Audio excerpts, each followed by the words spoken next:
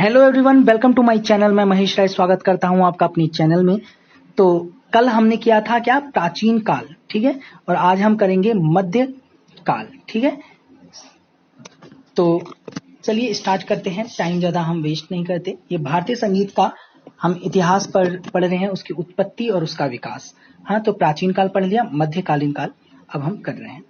इस काल की अवधि 8वीं शताब्दी से 18वीं शताब्दी तक होती है। मैंने आपको बताया था, मैं फिर से एक बार रिपीट कर देता हूँ। देखिए, 8वीं से पूर्व होगा तो क्या हो जाएगा, प्राचीन, ठीक है।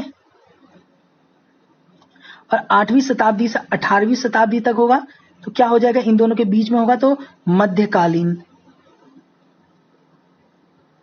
ठीक है। और 1800 ईस्वी के बाद होगा तो हो जाएगा आधुनिक।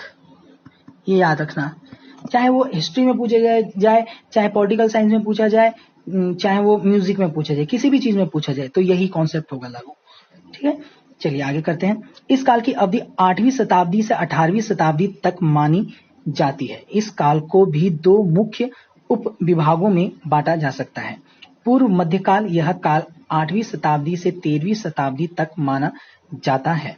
इस समय सारंगदेव कृत संगीत रत्नाकर और पंडित जयदेव कृत गीत गोविंद से ज्ञात होता है कि जिस प्रकार आजकल राग गायन प्रचलित है, उसी प्रकार उस समय प्रबंध गायन प्रचलित था, इसलिए उस काल को प्रबंध काल भी कहते हैं।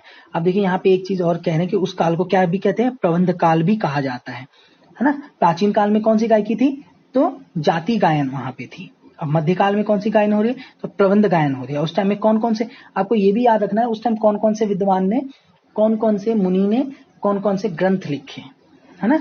ये आपको होना चाहिए। अब जैसे प्राचीन काल का मैं बताऊं तो क्या होता है, एक तो वैदिक काल था जिसमें वेद हुए, है ना, प्राचीन काल में ही वेद हुए।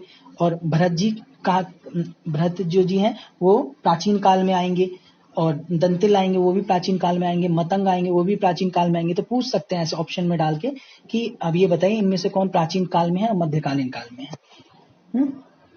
तो मध्यकालीन काल में कौन कौन से हैं ये आप बताइए। सारंगदेव, जयदेव गीत गोविंद लिखा है इन्होंने, और एक और है कोई। तो चलिए आगे चलते हैं। तो प्रबंध काल उस टाइम चलता था। 9वीं शताब्दी से 12वीं शताब्दी तक भारत में संगीत की अच्छी उन्नति हुई। उस समय के रियासतों में संगीत को संरक्षण मिला, जिससे संगीत का प्रचार और विकास हुआ। यह काल संगीत का स्वर्ण युग माना जाता है। यह काल संगीत का क्या माना जाता है, स्वर्ण युग माना जाता है। लेकिन गुप्त काल को कहा जाता है, ठीक है। स्वर्ण युग जो कहा जाता है वो, अगर क्वेश्चन आ जाता है ऐसे तो क्योंकि गुप्त काल में सबसे ज्यादा जो संगीत जो फैला था वो गुप्त काल में फैला था। तो स्वर्ण युग जो कहा जाता है, मेन रूप से गुप्त काल को कहा जाता है। यहाँ पे इन्होंने बोला है, मैंने मेंशन कर देता हूँ चीजों को। यह काल संगीत का स्वर्ण युग माना जाता है। मतलब कि अगर हम इस अलग तरीके से अगर पूछेंगे, ये प्राचीन, मध्यकालीन और इनमें पूछेंगे, है ना, आधुनिक, तो इन तीनों में अगर पूछा जाएगा तो फिर हम मध्यकालीन बोलेंगे स्वर्ण युग को। अगर अलग तरीके से पूछा जाता है और उसमें गुप्तकालीन है तो गुप्त काल को हम फिर कहेंगे। आप समझ गए मैं जो कहना चाहता हूं। फिर आगे है, 11वीं शताब्दी से मुसलमानों का आक्रमण प्रारंभ हुआ और लगभग 12वीं शताब्दी तक वे भारत के शासक हो गए। 11वीं शताब्दी में हुआ था आक्रमण और 12वीं शताब्दी तक वो भारत के शासक हो गए। उनकी सभ्यता, संस्कृति और संगीत का प्रभाव भारतीय संगीत पर पड़ा। उत्तर भारतीय संगीत, जिस पर उनका विशेष प्रभाव था, दक्षिण संगीत से धीरे धीरे पृथक होता गया। संगीत के इस नवीन रूप का विकास अकबर के राज्य काल में विशेष रूप से हुआ। इस काल की निम्नलिखित सामग्रियां प्राप्त होती हैं। आगे चलते हैं। अब देखिए, मैंने बताया था कि नारदीय मकरंद में बोला था संगीत मकरंद, ठीक है। अब देखिए, संगीत मकरंद इस युग में और प्राचीन उस युग में। संगीत मकरंद, इस ग्रंथ के रचयिता नारद हैं और नारदीय शिक्षा के भी जो हैं वो भी नारद ही हैं रचयिता। ऐसा मालूम पड़ता है कि नारद नाम के कई व्यक्ति हुए, क्योंकि विभिन्न समय में नारद कृत विभिन्न पुस्तकें मिलती हैं, जैसे नारदीय शिक्षा, संगीत मकरंद, नारदीय संहिता आदि। संगीत मकरंद के समय के विषय में अनेक मत हैं। अधिकांश विद्वान इसे 9वीं शताब्दी का मानते हैं, लेकिन ज्यादातर जगह पे आप देखोगे 8वीं शताब्दी लिखा रहता है। ठीक है, 7वीं शताब्दी माना जाता है किसको? नारदीय शिक्षा को, और संगीत मकरंद को माना जाता है 8वीं शताब्दी। ठीक है, ये ज्यादातर मैंने देखा है, 4-5 बुकों में मेरे पास है तो मैंने उसमें ये देखा है, तो ये लिखा रहता है। यहाँ पे माना गया है 9वीं शताब्दी। ठीक है, ये आपको मिलेगा, ये ज्यादातर बुकों में आपको ये थोड़ी ऊपर नीचे होता है। रागों को स्त्री, पुरुष और नापुंसक वर्गों में विभाजन सर्वप्रथम इसी पुस्तक में प्राप्त होता है। रागों को ना, जो बोलते हैं ना राग वर्गी, राग रागनी, ये इसी में मिलता है। रागों को स्त्री, पुरुष और नापुंसक राग इसमें मिलते हैं, पुस्तक में प्राप्त होते हैं। अंत इसे राग रागनी पद्धति का आधार ग्रंथ कहा जाता है। इसमें राग रागनी पद्धति का इसे आधार ग्रंथ भी कहा जाता है। संगीत मकरंद में केवल यह विभाजन ही नहीं वरन अन्य विभाजन भी मिलते हैं, जैसे कंपन के आधार, समय के आधार पर विभाजन। ठीक, कंपन के आधार पर और समय के आधार पर विभाजन। ठीक है, आगे चलते हैं। फिर है गीत गोविंद। इसकी रचना 12वीं शताब्दी में जयदेव द्वारा हुई। जयदेव केवल कवि ही नहीं, गायक भी थे। इसमें स्वरलिपि सहित संस्कृत में लिखे गए प्रबंधों और गीतों का संग्रह है। अंत केवल शब्दों से उस समय के संगीत का ज्ञान नहीं हो पाता। ठीक है, 12वीं शताब्दी में जयदेव ने लिखी थी गीत गोविंद। और इसमें सबसे ये गायक भी थे, इन्होंने स्वरलिपियां उसमें लिखी, प्रबंधों के गीत लिखे हैं काफी सारे। ठीक है, यही कहा गया है। फिर आ जाता है संगीत रत्नाकर। ये बहुत ही ज्यादा इंपॉर्टेंट है। इस ग्रंथ की रचना 13वीं शताब्दी में सारंगदेव द्वारा हुई और ये बहुत ही ज्यादा फेमस बुक है। यह बुक मतलब कि ग्रंथ है। यह ग्रंथ केवल उत्तरी संगीत का ही नहीं वरन दक्षिणी भारतीय संगीत का भी आधार ग्रंथ माना जाता है। इससे कुछ विद्वानों का अनुमान है कि ग्रंथकार ने उत्तरी व दक्षिणी संगीत को एक में समन्वित करने की चेष्टा की। इसमें निम्न विशेषताएं मिलती हैं। ठीक है, अब देखिए क्या है, आगे देखते हैं।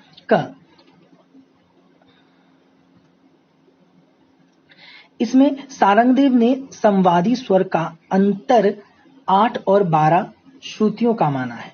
ठीक है, ये याद रखना, इस सारंगदेव ने क्या माना है? संवादी स्वर का अंतर 8 से 12 श्रुतियों का माना है, जबकि उनके पूर्व भरत, दंतिल और मतंग ने 9 अथवा 13 श्रुतियों का माना है। हाँ, तो ये आ सकता है थोड़ा अलग तरीके से कि किस तरीके से माना गया है। तो 8 से 12 किसने माना है श्रुतियों का अंतर? सारंगदेव ने माना है, और बाकी और सब ने, मतलब कि भरत ने, दंतिल ने, मतंग ने, इन सब ने माना है 9 से 13 का अंतर माना है, श्रुतियों का अंतर। ठीक है ना? तो अब ये देखिए ख हम देखते हैं। इसमें गंधार ग्राम का विस्तृत वर्णन मिलता है। इसमें भी गंधार ग्राम का विस्तृत रूप से वर्णन मिलता है। क इसमें नारद के स्त्री, पुरुष और नापुंसक राग विभाजन के साथ साथ अन्य सिद्धांत भी स्वीकार किए गए हैं। ठीक है, इसमें नारद के स्त्री, पुरुष, नापुंसक राग विभाजन के आधार पर साथ साथ अन्य सिद्धांत भी स्वीकार किए गए हैं। ये कुछ चीजें हैं, ये बहुत ज्यादा इंपॉर्टेंट है, आप इसे लिख लेना कि इसने गंधार ग्राम के बारे में विस्तृत रूप से लिख रखा है इन्होंने। और सारंगदेव की तरह ये 8 से 12 श्रुतियां मानते हैं नारद जी। ठीक है, नारद जी सारंगदेव का एक ही 8 और 12 श्रुतियों का माना जाता है। ठीक है, चलिए आगे चलते हैं।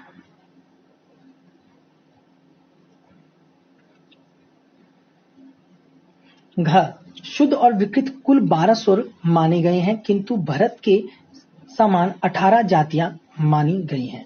जाति के 13 लक्षण ग्रह, अंश, न्यास, उपन्यास, न्यास, विन्यास, मंद्र, तार, अल्पत्व, बहुत्व, साडत्व, औड़त्व और अंतर्मार्ग बताए गए हैं।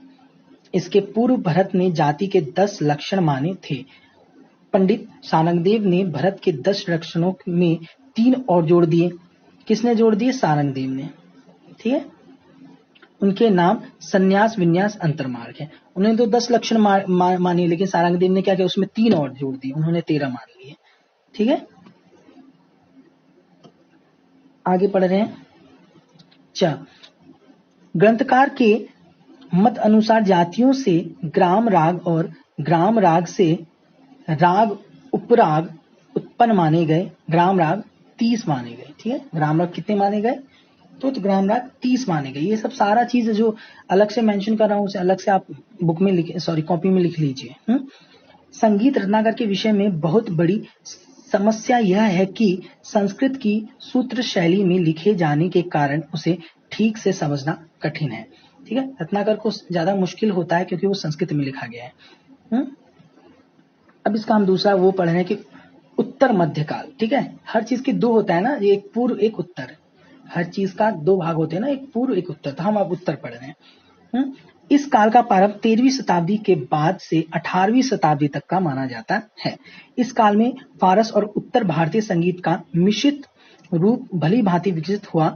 अंत इसे विकास काल भी कहा जाने लगा। मुसलमानों का प्रभाव विशेषकर उत्तर भारत में रहा। तो मुसलमानों का प्रभाव था वो उत्तर भारत में ही रहा, दक्षिण भारत तक नहीं गया, इसलिए दक्षिण भारत को शुद्ध कहा जाता है रागों को। और यहाँ की जो उत्तर भारत का जो जितने भी राग होते हैं वो मिश्रित राग कहलाते हैं या विकृत राग कहलाते हैं। और जो उत्तर भारत होता है वो स्वर प्रधान होता है और दक्षिणी जो भारत होता है वो ताल प्रधान होता है, ये भी याद रखना। इसलिए उत्तर भारतीय संगीत पर फारस के संगीत का बहुत अधिक प्रभाव नहीं पड़ा।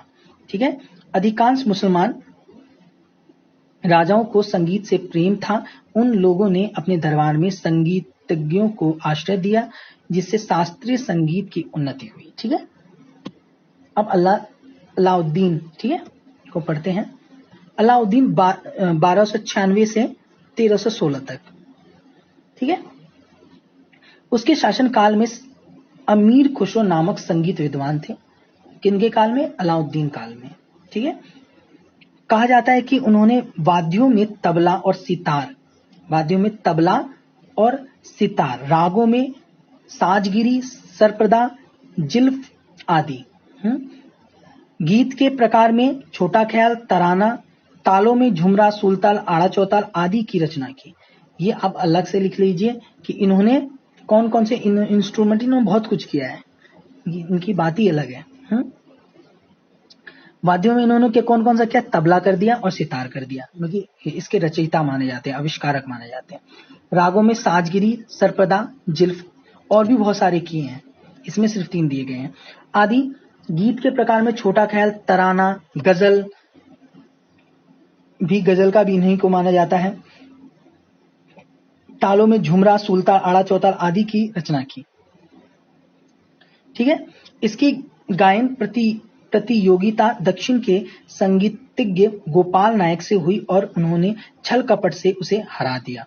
इसके बाद गोपाल को अपने साथ दिल्ली ले गए और उनके साथ संगीत में बहुत काम किया। ठीक है, अब राग तरंगिणी के बारे में पढ़ रहे हैं।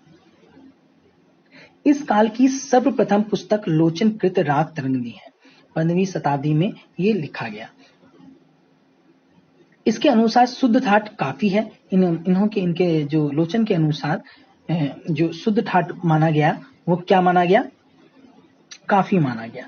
इनकी मुख्य विशेषता यह है कि संपूर्ण रागों में इन्होंने 12 ठाट माने, 12 ठाट अथवा मेल में विभाजित किया गया।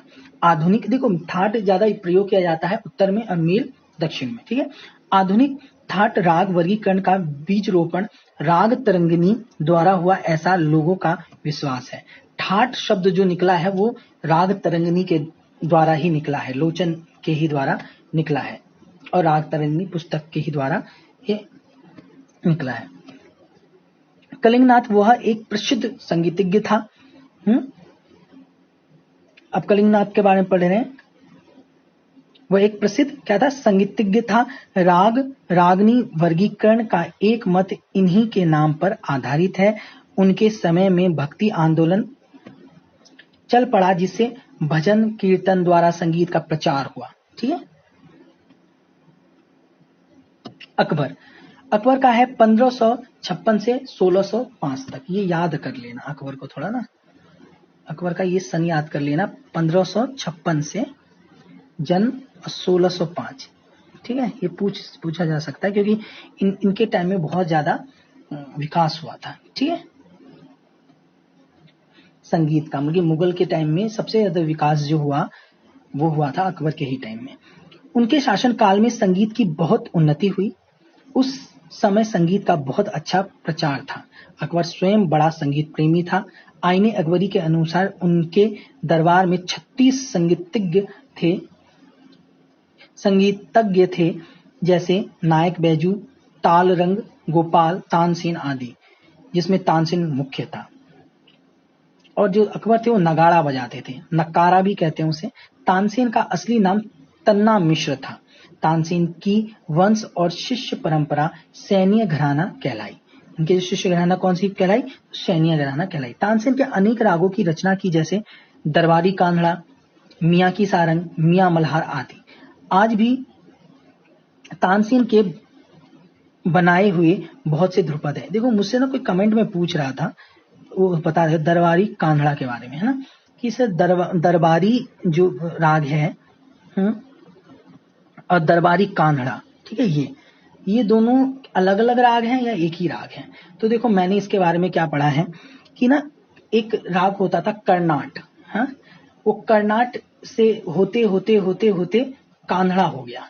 ठीक है, और वो राग इतना गाया जाता था, कर्नाट राग अकबर के दरबार में तानसेन इतना गाते थे क्योंकि अकबर को बहुत अच्छा लगता था कर्नाट राग। तो वो गाते गाते गाते कर्नाटक को इतना गाते थे दरबार में कि उसका नाम ही दरबारी पड़ गया। तो तभी से उसको दरबारी कान्हड़ा कान्हड़ा सब कहने लगे, दरबारी राग कहने लगे, दरबारी। तो इसी तरीके से इसका नाम दरबारी कान्हड़ा पड़ गया। ये राग अलग अलग नहीं है, हाँ, ये मैंने पढ़ रखा है। आगे मियाँ की सारंग, मियाँ मल्हार आदि इनके द्वारा रचित है। आज भी तानसेन के बनाए हुए बहुत से ध्रुपद हैं। अकबर के समकालीन ग्वालियर के राजा मानसिंह तोमर से ग्वालियर का घराना प्रारंभ हुआ। ग्वालियर मानसिंह तोमर ने ध्रुपद का आविष्कार भी किया है, ये भी याद रखना। और ग्वालियर घराना भी जो चला वो राजा मानसिंह तोमर से ही चला। ठीक है, यहाँ पे लिखा हुआ है राजा मानसिंह तोमर से ग्वालियर घराना प्रारंभ हुआ। ठीक है, तुलसीदास, सूरदास, मीराबाई आदि भक्त कवियों और कवित्रियों द्वारा जनता में संगीत का प्रचार बढ़ा। उसी समय दक्षिण के संगीतज्ञ पुंडरीक विट्ठल ने 4 ग्रंथों की रचना की। उनमें नाम है, किसने की? पुंडरीक विट्ठल ने 4 ग्रंथों की रचना की। रागमाला, रागमंजरी, श्रद्धांग, चंद्रोदय और नर्तन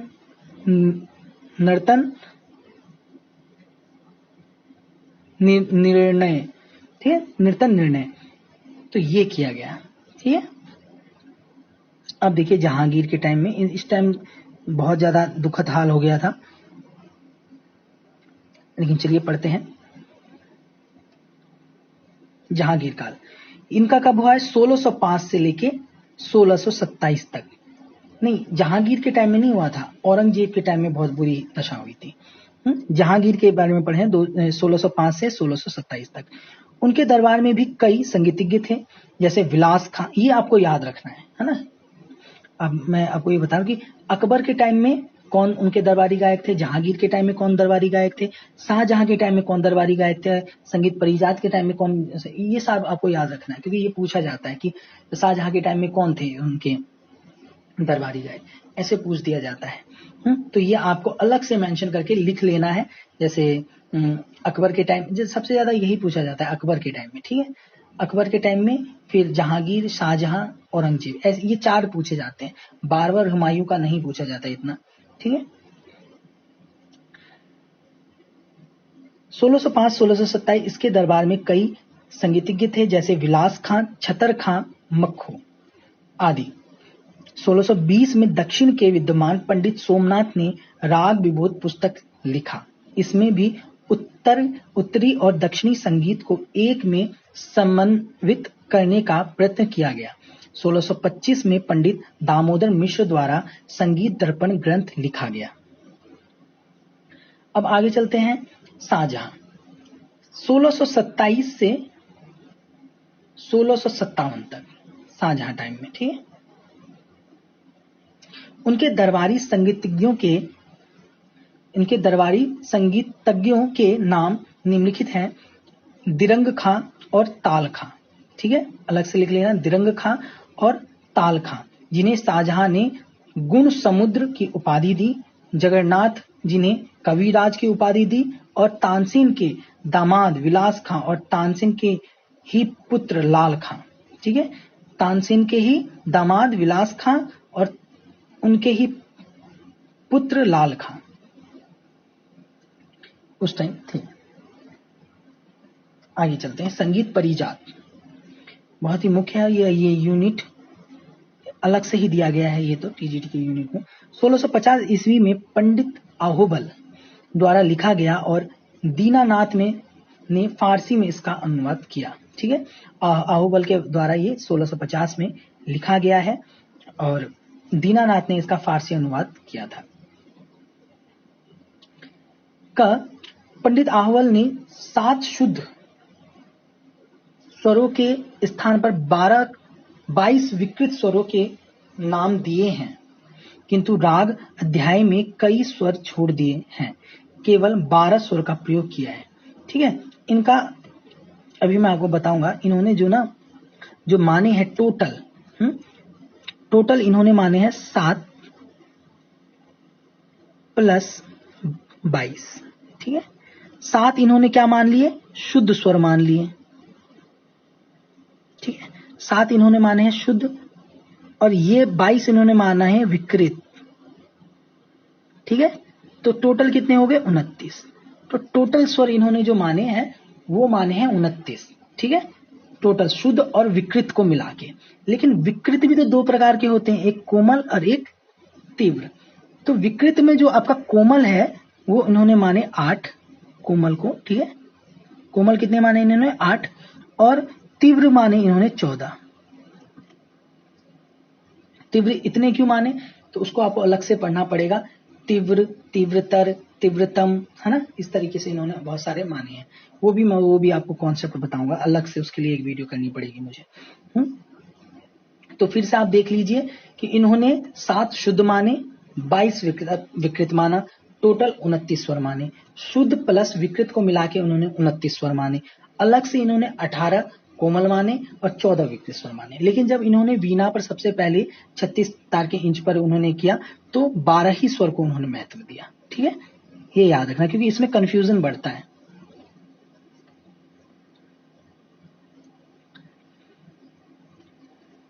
ठीक है, यहां पे देखिए क्या लिखा हुआ है कि पंडित आहोबल ने 7 शुद्ध और स्वरों के स्थान पर 22 विकृत स्वरों के नाम दिए हैं, किंतु राग अध्याय में कई स्वर छोड़ दिए हैं, केवल 12 स्वर का ही प्रयोग उन्होंने किया है। उन्होंने शुद्ध स्वरों के लिए 1 से अधिक नाम भी प्रयोग किए। उन्होंने शुद्ध स्वरों के लिए 1 से अधिक स्वर भी बल्कि प्रयोग किए हैं, नाम प्रयोग किए हैं। इस ग्रंथ में प्रथम बार वीणा के तार पर 12 स्वरों की स्थापना का प्रयास किया गया। सबसे पहले जो वीणा के तार पर स्वरों की स्थापना की गई वो इनके द्वारा ही की गई। ठीक है, सब प्रथम। संगीत परिजात का शुद्ध सप्तक उत्तर भारत के काफी ठाट और दक्षिण भारत के खरहर प्रिया ठाट के समान है। ठीक है, कि अब इसमें क्या कहा गया है कि संगीत परिजात में जो शुद्ध सप्तक माना गया है वो काफी माना गया है और दक्षिण भारत के खरहर प्रिया के समान है। वो लगभग इसी समय में हृदय नारायण देव द्वारा हृदय कौतुक और हृदय प्रकाश ग्रंथ लिखे गए। अब औरंगजेब आ जाते हैं। औरंगजेब 1657 से 1670 तक रहे। संगीत का कट्टर विरोधी थे। उसने संगीत को जड़ से उखाड़ फेंकने का भरसक प्रयोग किया।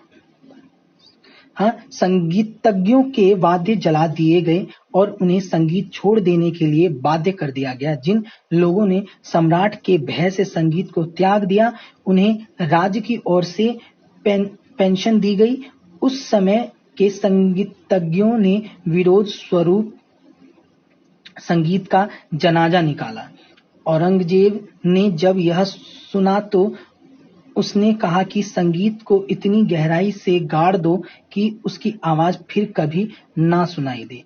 फिर भी औरंगजेब के क्रूर अत्याचार इसे पूर्णतः नहीं रोक सके। इस काल में भी संगीत के कुछ ग्रंथों की रचना हुई जो इस प्रकार है। ठीक है, इन्होंने मतलब संगीत को तहस नहस कर जाना चाहा पूरी तरीके से और बहुत ही बेकार सम्राट रहे ये। तो उस टाइम के जो कुछ निकले वो चतुर्दंडीय प्रकाशिका, यह व्यकंठ मक्खी के द्वारा लिखा गया है। ग्रंथ 1660 ईस्वी में दक्षिण के संगीतज्ञ व्यकंठ मक्खी द्वारा लिखा गया। उन्होंने यह सिद्ध किया कि उस समय के स्वर सप्तक से अधिक 72 ठाटों की रचना हो सकती है। उन्होंने उस टाइम सिद्ध किया कि समय के स्वर सप्तक से अधिक 72 ठाटी ही उत्पन्न हो सकते हैं। हाँ, हो सकते हैं तथा एक थाट से कुल 484 राग उत्पन्न हो सकते हैं। यद्यपि ग्रंथकार ने एक सप्तक में 12 स्वर माने। उन्होंने क्या माना? एक सप्तक में उन्होंने क्या माने? 12 स्वर माने, किंतु एक स्वर के कई नाम भी स्वीकार किए। भावभट्ट ने 3 ग्रंथ लिखे, अनूप संगीत रत्नाकर, अनूप और विलास तथा अनुपाकुश। प्रथम पुस्तक में ग्रंथकार ने समस्त रागों को 20 थाटों अथवा मेलों में बांटा है। मोहम्मद शाह रंगीले 1719 से 1748 तक संगीत का बड़ा प्रेमी था। उसके दरबार में सदारंग और अदारंग 2 प्रमुख गायक थे। ठीक है, मोहम्मद, ये याद रखना, ये थोड़ा सा इंपॉर्टेंट है। मोहम्मद रंगीले कि 1719 से 1748 तक रहे और उनके टाइम में जो बहुत बड़े संगीतज्ञ रहे वो कौन थे? दरबारी गायक थे उनके सदारंग और अदारंग, ये दोनों प्रमुख थे, जिनके ख्याल आज भी प्रचुरता से प्रचलित है। इनके ख्याल तो हमने भी गाए हैं। लगभग इसी समय जौनपुर के सौरी मियां ने टप्पा का आविष्कार, और इसी टाइम में मोहम्मद शाह रंगीले के टाइम में ही टप्पे का आविष्कार हुआ था। और उनके को किसने किया था? टप्पे का रचयिता कौन थे? सौरी मियां। ये क्वेश्चन भी पूछा जाता है। उसके बाद है आविष्कार किया। 18वीं शताब्दी के उत्तरार्ध में मुसलमानों का राज्य धीरे धीरे समाप्त होने लगा और अंग्रेजों का प्रभुत्व बढ़ने लगा। केवल रियासतों में संगीत की साधना चलती रही। श्रीनिवास कृत राग तत्व विबोध इसी समय की है, जिनमें उन्होंने आहुबल की तरह वीणा के तार पर शुद्ध और विकृत स्वरों का स्थापना की। इस काल में त्रिवट, गजल, तराना आदि का प्रचुर हुआ। तो आपको एक चीज याद रखना है, जो अभी मैंने आपको क्या बताया कि आपको ये चीज याद रखना है कि प्राचीन काल में कौन कौन से ग्रंथ रहे और आधुनिक काल में प्राचीन काल में कौन कौन से ग्रंथ रहे और मध्यकालीन काल में कौन कौन से ग्रंथ रहे। तो प्राचीन काल में कौन कौन से रहे थे? एक तो वैदिक, है ना, वैदिक काल में जो चार वेद हुए। हाँ, तो उस वेदों के बारे में आपको थोड़ा सा जान लेना है। संदिग्ध काल के बारे में, भरत काल के बारे में, हाँ, मतंग काल और दंतिल, पहले दंतिल काल उसके बाद मतंग काल। तो ये सब रहे आपके किसमें? प्राचीन काल में। उसके बाद अब हम मध्यकालीन पढ़ रहे थे, तो उसमें सबसे पहले हमने किसको पढ़ा? पूर्व मध्यकाल में थोड़ा सा हमने पढ़ा। उसके बाद हमने संगीत मकरंद पढ़ा। ठीक है, संगीत मकरंद। संगीत देखो, संगीत वो जो आ जाता है, मैं बता देता हूं आपको, नारदीय शिक्षा जो है वो प्राचीन काल में आता है। हाँ, और संगीत मकरंद जो है वो आपका आ जाएगा मध्यकालीन में। ठीक है, मध्यकालीन काल में आ जाता है। उसके बाद गीत गोविंद, संगीत रत्नाकर, ये सब आपका मध्यकालीन काल में आ जाएगा। फिर अलाउद्दीन खां, ये सब भी आपके मध्यकालीन काल में आ जाएंगे। उसके बाद मुगल सब हुए, ये भी आपके मध्यकालीन काल में आएंगे। ठीक है, अकबर, जहांगीर, शाहजहां, ये सारी चीजें आपको देखो। अकबर, जहांगीर, शाहजहां, औरंगजेब, इनके जो दरबारी गायक हैं इनको अलग से मेंशन करके आपको लिख लेना, इनका सन लिख लेना। ठीक है, और उस टाइम में क्या क्या आविष्कार हुआ, कौन कौन से वाद्य थे, ये सब सारी चीजें आप अलग से मेंशन करके आपको लिख लेना है। इससे आपको काफी चीजें मिलेंगी। उसके बाद संगीत परिजात 1650 में आया। हाँ, जब मतलब कि शाहजहां के बाद संगीत परिज आता है, ठीक है। और उसके बाद औरंगजेब आए, उसके बाद वैकुंठ मखी ने चतुर्दंडीय प्रकाश का लिखा, फिर भाव भट्ट, फिर मोहम्मद शाह रंगीले, उसके बाद अंग्रेजों का शासन आया। जो अंग्रेजों का शासन आया उसके बाद उसको हम कहेंगे आधुनिक काल। अब इस आधुनिक काल को हम करेंगे कल, ठीक है। तो ये था प्राचीन काल, मैंने करवा दिया। ये था मध्यकालीन काल, पूरी तरीके से मैंने इसे करवा दिया है। बाकी आप अच्छे से इसे सुनना और सारी चीजें के नोट्स बना लो। जब कुछ है तो वहां पे आप रोक लीजिए और उसे लिख लीजिए, ताकि आपको काफी हेल्प मिलेगी इससे, ठीक है। तो मुझे उम्मीद है आपको अच्छा लग रहा है। अच्छा लगा है तो चैनल को सब्सक्राइब कीजिए, लाइक कीजिए, बेल आइकन को प्रेस कीजिए। कोई भी प्रश्न हो तो वो कमेंट करके आप पूछ सकते हैं। बाकी डिस्क्रिप्शन में मैं टेलीग्राम का मैंने लिंक दे रखा है, ऑल म्यूजिक एग्जाम के नाम से टेलीग्राम है, वहां पे आप जुड़ सकते हैं। डिस्क्रिप्शन में मैंने उसका लिंक दे रखा है, वहां पे एक बार दबाइए, सीधे आप जुड़ सकते हैं वहां पे। क्योंकि लोग सब अलग अलग से मुझे मैसेज करते रहते हैं कि सर टेलीग्राम से जोड़िए, तो आप डायरेक्ट वहां से डिस्क्रिप्शन से आप जुड़ सकते हैं। मैंने उसका लिंक दे रखा है। तो ये था। अब हम कल इस करेंगे आधुनिक काल। तो आज के लिए इतना है। और एक चीज और मैं कहूंगा कि शेयर करना बिल्कुल ना भूलें, शेयर जरूर करें, कर भला तो हो भला। हाँ, तो सबका भला करें और शेयर जरूर करें।